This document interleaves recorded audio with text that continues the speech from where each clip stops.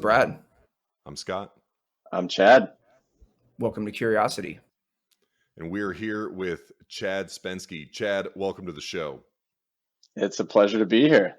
We are doing our Texas Takeover mini-series, Houston Tech Rodeo. We're thrilled to be here with you. Thanks for stepping out and coming to hang out with us for a bit. We just want to kind of jump right in, spend a few minutes. Tell us a bit about sort of what you're working on and kind of how you're spending your day these days. Absolutely. So my startup is called Authenticate. The problem we're really trying to tackle is passwords and keys and all the nightmares you have to go through every day of your work life. It's something that spun out about 15 years of academic research for me. Finished my doctorate in California and fell in love with a chemical engineer, and that brought us down here to Houston. Super cool. What do you have on tap for Tech Rodeo? What are you kind of most excited about? Kind of the tech community here in Houston convening. I'm on a panel at Tech Rodeo, so that's the thing I'm personally most excited about because I get to participate. And when I moved here, I had a little booth last year. This is the first thing I ever did in Texas, and tried to introduce the world to Authenticate with a laptop and some stickers and some business cards. So I was literally like within 12 hours of landing. So it's much cooler this year to actually be more ingrained with it, actually know the Houston Exponential folks and not just be a random person at a corner booth in the Ion. That's really interesting. Could you tell us a little bit more about Authenticate? Yeah, so the products that we sell, it's really one product suite. So you're gonna have a smartphone app, and then that smartphone app will do everything for you at work. So it will unlock the door for you. It will help you log into your computer and log you into all of your websites. If you're a developer, it even stores all your developer keys on the app. And you really bring your phone to work, everything feels like magic. And then when you walk away, everything locks up. So by the time you're at your car, everything is locked up, and they could do nothing if they come in, try and break in the door or steal your laptop or anything. That's super interesting. Why did you start Authenticate? So it goes all the way back to 2008. I was a hacker as a kid and found out around the age of 18 that you could actually get a career in this and not go to jail. So that was a cool revelation. So I ended up going on for a PhD, and my advisor at the time was building something like this. He came out of Carnegie Mellon where they could unlock doors with the old Nokia bricks. And I just latched on to that. I'm like, this is amazing. This is what, academics do. And I decided that day, I was like, I'm going to kill the password. Like that's going to be my thing I do while I'm here on Earth. And he told me I was an idiot, and many, many people since have told me I'm an idiot, and I still like my mission. So I'm still beating that horse until we make it happen.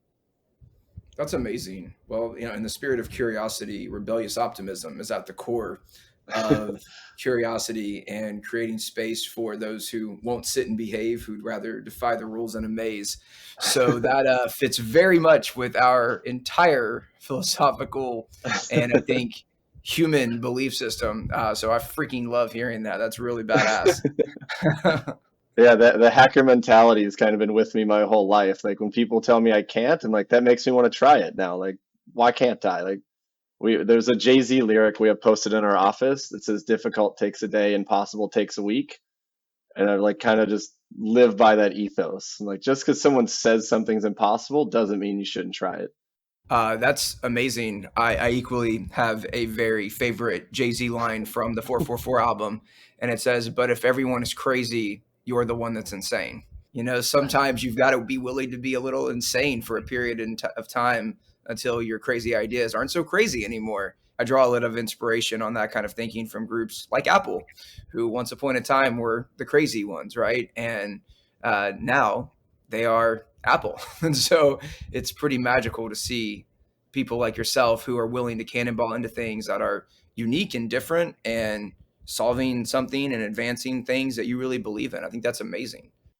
Yeah, when I was pitching this back in grad school in 2008, I think the iPhone 3S had just come out. I think that was the hot phone, and everyone was like convinced, like, Chad, people will never bring their phones with them to work. They're never going to feel comfortable, like unlocking computers. Like this is such a niche thing for the upper class. You're out of your mind.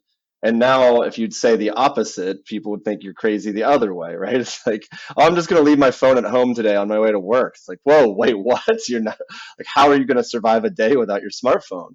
I want you to like paint a picture of your first hack. What was like the setting? Can you take us back in time?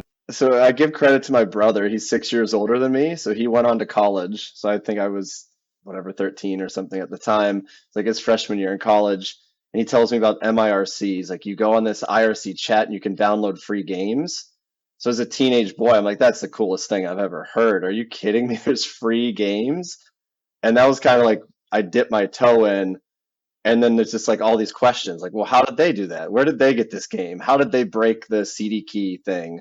And then it really started just like my friends and I hacking each other for fun, right? We send each other Trojans and pop each other's CD drives out and watch each other on the webcams and do stupid stuff. And I was always a terrible hacker, honestly, until I got into grad school.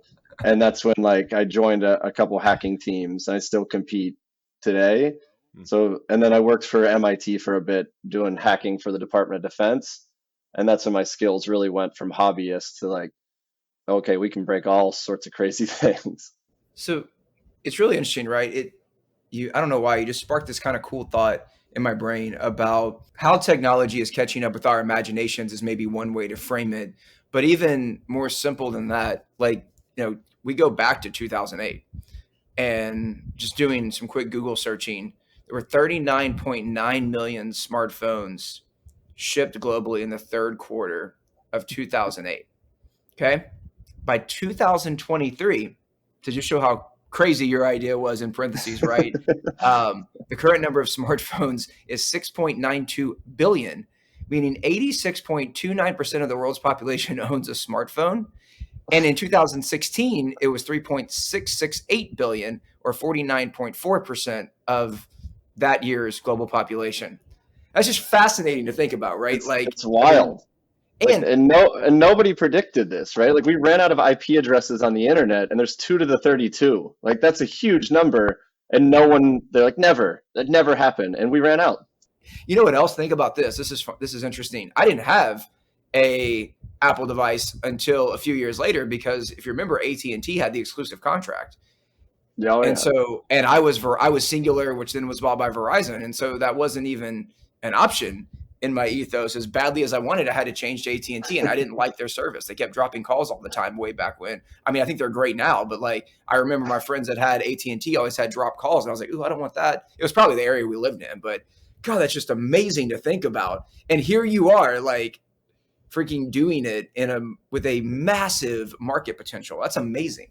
And now we're so far beyond smartphones. The other interesting thing, like, when we were coming up with this, when I was at MIT back in 2012, our whole premise was like, we wanted to distribute trust on the internet. We're like, there's all these single points of trust, and that's just bad for society, bad for security. So we architected our whole system to distribute trust evenly. And then fast forward a couple more years, now Web3 is like the hottest thing, right? And it's like, okay, that's the exact same premise we came up with. That's why we built this company. And it's like, now there's a word for it. Now people think it's cool. Whereas at the time, we're just these fringe, me and one other guy literally just like sitting in an office at MIT, like, God, this would be so cool. Like, this would solve so many problems on the internet, and you could, vote for the president and do all these cool things if we distribute private keys on phones.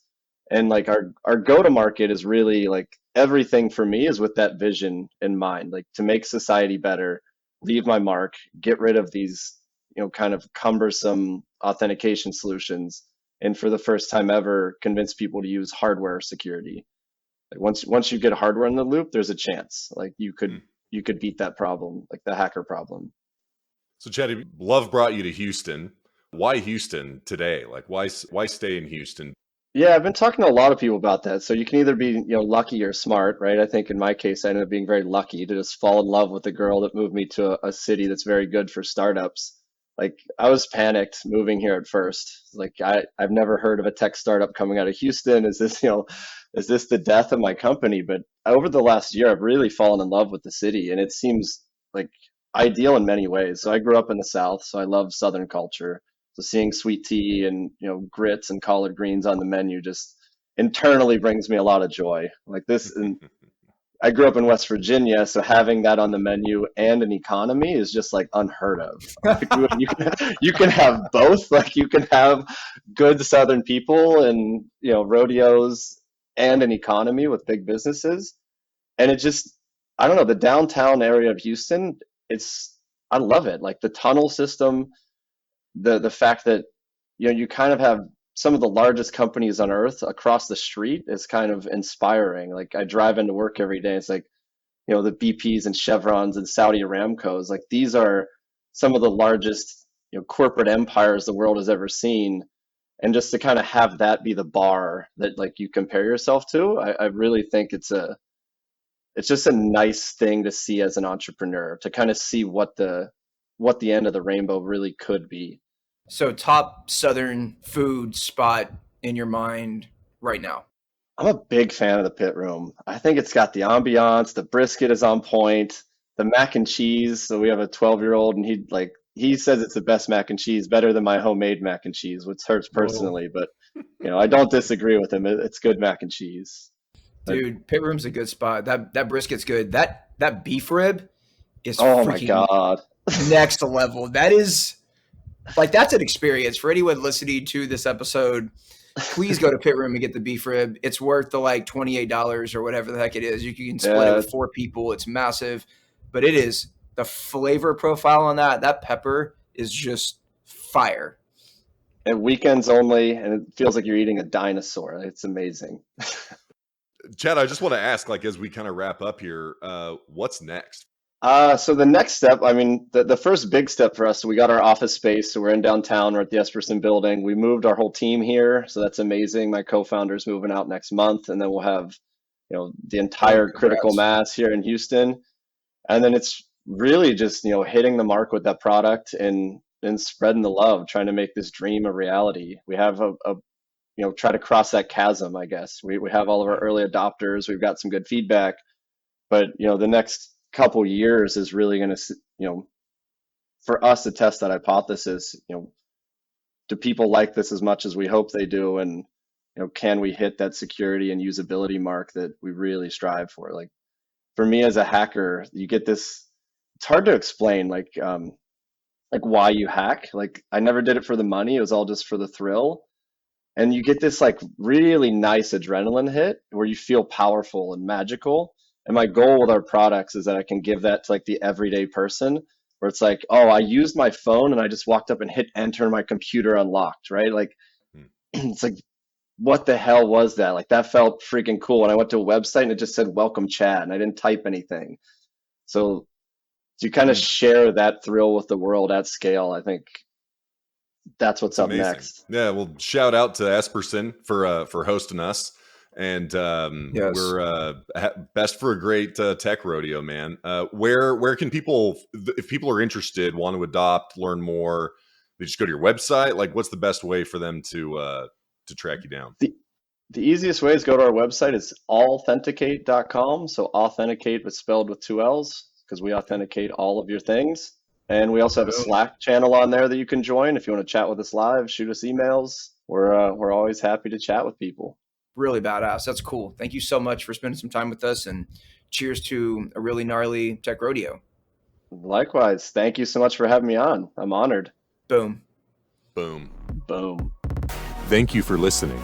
Join Brad and Scott next time on the Curiosity Podcast.